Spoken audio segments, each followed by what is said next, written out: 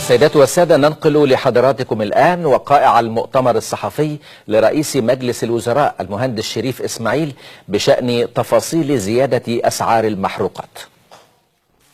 احنا النهاردة طبقنا زيادة في أسعار المنتجات البترولية، البنزين بأنواعه والسولار، وأيضا الغاز الطبيعي للمنازل والبوتاجاز و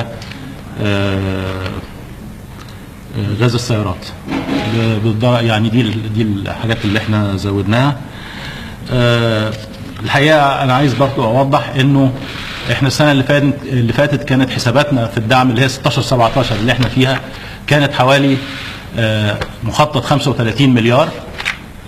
عملنا زيادات في نوفمبر، وعلى الرغم من الزيادات اللي في نوفمبر متوقع ان احنا نقفل هذا العام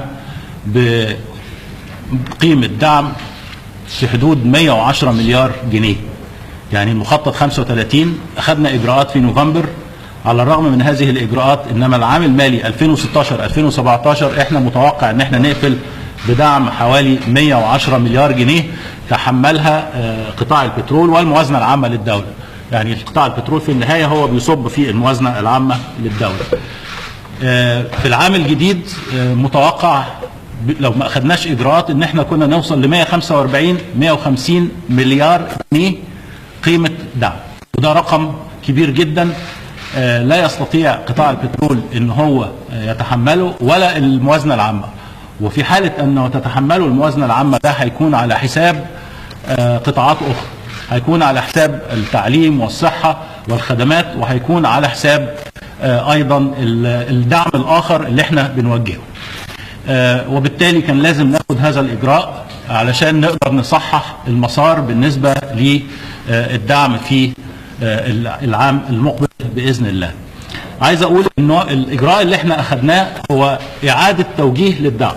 يعني احنا بنتكلم على دعم في 2017-2018 بنتكلم على 333 مليار جنيه. فاللي حصل ان احنا اخذنا جزء من قيمة الدعم الموجه للطاقة واستفدنا به في دعم اخر، الا وهو الدعم اللي يهم المواطن محدود الدخل والفقراء في مصر، زي بطاقة التموين، زي برنامج تكافل وكرامة، زي زيادة المعاشات، وايضا اخذنا جزء وزودنا بيه الاجور بنسبة 7% للمخاطبين بقانون الخدمة المدنية و10% للغير المخاطبين بخلاف العلاوات الدورية. يعني احنا هذا جزء من هذا الدعم، يعني خدنا الدعم ده ووجهناه لمحدود الدخل، واضفنا عليه كمان موارد اخرى بحيث ان احنا نعمل الحزمة الحماية الاجتماعية اللي احنا حضراتكم على علم بيها وكان اعلن عليها السيد رئيس الجمهورية. ده الاجراء اللي احنا اخذناه في الوقت الحالي. فاحنا عملنا حماية اجتماعية للمواطنين محدود الدخل والفقراء، وفي نفس الوقت اعدنا توجيه الدعم مرة اخرى لهذه الفئة من المجتمع. احنا دايما كنا بنقول ان الدعم لا يصل الى مستحقيه، ودايما بنقول انه ليس هناك عدالة في التوزيع فيما يخص الدعم. ده الاجراء اللي احنا بناخده النهارده. احنا بنحاول النهارده ان احنا نصحح مسار هذا الدعم بان احنا نقلل قيمة الدعم في الطاقة ونوجهه الى يعني قطاعات اخرى، سواء كان في التنمية، سواء كان في الخدمات، سواء كان في دعم مباشر للمواطن المصري محدود الدخل. ده الاجراء اللي احنا اخذناه النهارده، وهذا الاجراء هو جزء من منظومة الاصلاح الاقتصادي اللي احنا بنشتغل عليها. احنا يعني لازم نبقى عارفين انه يعني هذه المرحلة لا تحتمل، زي ما قلت قبل كده، لا تحتمل ان احنا نؤجل القرارات. الدعم هو احد المشاكل التي واجهت مصر وما زالت تواجه مصر على مدار يمكن 40 سنة الماضية. احنا بنواجهها النهاردة وبنواجهها بقوة، وبنواجهها بهدف ان احنا نصحح مسار هذا الامر ونعيده مرة اخرى الى المسار الصحيح، بحيث يبقى احنا ما بنقولش ما فيش دعم، احنا بنقول يبقى في دعم، ولكن الدعم لمن يستحقه، وليس دعم يعني بشكل عام لا يستفيد منه من يعني يحتاج فعلا لهذا. العام المالي 2017-2018 احنا بنتكلم على حوالي اجمالي قيمه الدعم في حدود 333 مقارنه ب 278 مليار في الموازنه الحاليه، وكان متوقع انها تزيد شويه. جزء كبير جدا هيبقى موجه للمعاشات، وجزء اخر للتموين ان شاء الله في خلال هذا العام. احنا بنسعى باذن الله هذا العام في 2016 17 من المقدر ان احنا نقفل بعجز في الموازنه في حدود 10.8% مقارنه ب 12.5 ل 13% في السنوات السابقه. يعني ده اول سنه الحمد لله ان احنا نحقق 10.8%، وان كان هذا الرقم يعني رقم برضه ما زال مرتفع واحنا بنعمل على خفضه. العام المقبل باذن الله احنا بنسعى لخفض الموازنه، عجز الموازنه العامه للدوله الى حوالي 9.1 9.2، يعني نكسر 10% باذن الله، وخفض قيمه الدين العام الى في حدود 95%. دي كلها مؤشرات جيده، دي كلها بتحقق لنا فرصه ان احنا نوجه موارد اكثر للخدمات اللي بتهم المواطن: التعليم، الصحه، الاسكان الاجتماعي، مياه الشرب، الصرف الصحي، كل هذه، التموين، المعاشات، كل دي ان شاء الله تبقى موارد متاحه، ويتم زياده هذه الموارد وتوجيهها لهذه الانشطه اللي بتهم المواطن المصري بشكل عام. بسم الله الرحمن الرحيم. احب الاول ابدا بان انا اتكلم انه طبعا القرار اللي اخذته الحكومه فيما يتعلق برفع بعض اسعار المنتجات البتروليه صباح اليوم، احب بس اكد على الارقام دي مره تانية برضو علشان ابدا من هنا الحوار بتاعي معاكم والاعلان عنه، بانه البنزين ال80 اصبح سعره 3 جنيه 65 قرش بدلا من 2 جنيه 35 قرش. البنزين 92 5 جنيه بدلا من 3 جنيه ونص. السولار 3 جنيه 65 قرش بدلا من 2 جنيه 35 قرش. اسطوانة البوتاجاز 30 جنيه بدلا من 15 جنيه. غاز الطبيعي للسيارات المتر المكعب 2 جنيه بدلا من 160 قرش. وغاز المنازل الشرايح برضو ارتفعت، ففي احنا عندنا 3 شرايح. الشريحة الأولى من متر إلى 30 متر، الشريحة كانت 75 قرش أصبحت جنيه. الشريحة الثانية من 30 ل 60 أصبحت 175 قرش بدلا من 150 قرش. والشريحة الثالثة أكثر من 60 متر مكعب تبقى 2 جنيه وربع بدلا من 2 جنيه. دي الأسعار اعتبارا من 8 صباح اليوم بإذن الله. أنا بس الحقيقة عايز أرجع هنا أكد على معلومة، بأنه الحكومة اعتبارا من 2014 أخذت قرار فيما يتعلق بترشيد الدعم، وأخذت هذا القرار وأعلنته على أنه هيتم على تدريجي على 5 سنوات. وبالفعل بدأ أول تحريك لأسعار المنتجات البترولية في يوليو 2014، ثم في نوفمبر 2016، والنهاردة 29 يونيو 2017. وبالتالي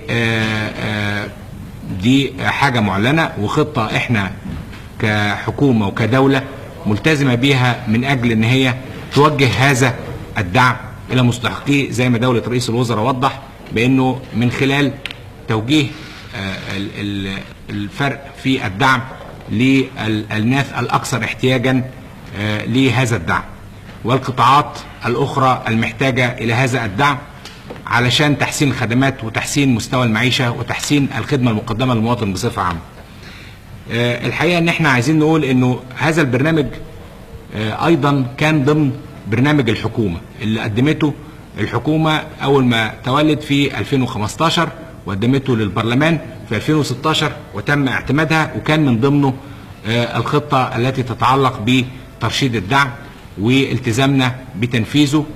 والحقيقة انه لما نيجي نتكلم على قطاع البترول بصفة عامة، احنا قطاع انتاجي، وهذا القطاع بيحتاج في تشغيله لاستثمارات بتتم علشان تنمية الحقول والاكتشافات وتنميتها والاتيان بها الى الانتاج والمعامل التكرير سواء بالزيت او الغاز الطبيعي على الشبكات القوميه وتوصل للمواطن من خلال الانتاج المحلي. الانتاج المحلي زي ما بقول محتاج استثمارات. الاستثمارات دي بتيجي من خلال تشجيع الاستثمار والخطط اللي بتتحط علشان زياده الانتاج المحلي. النهارده لما بنتكلم زي ما وضح دوله رئيس الوزراء انه كانت الموازنه بتاعتنا السنه اللي فاتت كانت محطوطه على انه يبقى خطه الدعم تبقى 35 مليار، ولكن هتوصل في 30/6 اللي هو بكره ان شاء الله في حدود 110 مليار جنيه.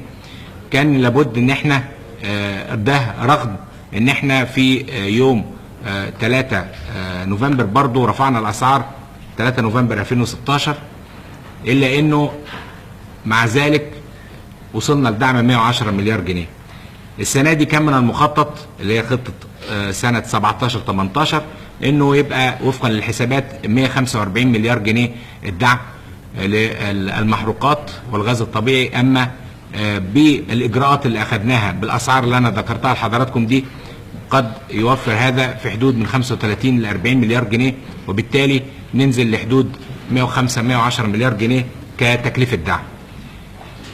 الحقيقه انه هذه المبالغ بالنسبه لنا محتاجينها كقطاع بترول لعده اسباب.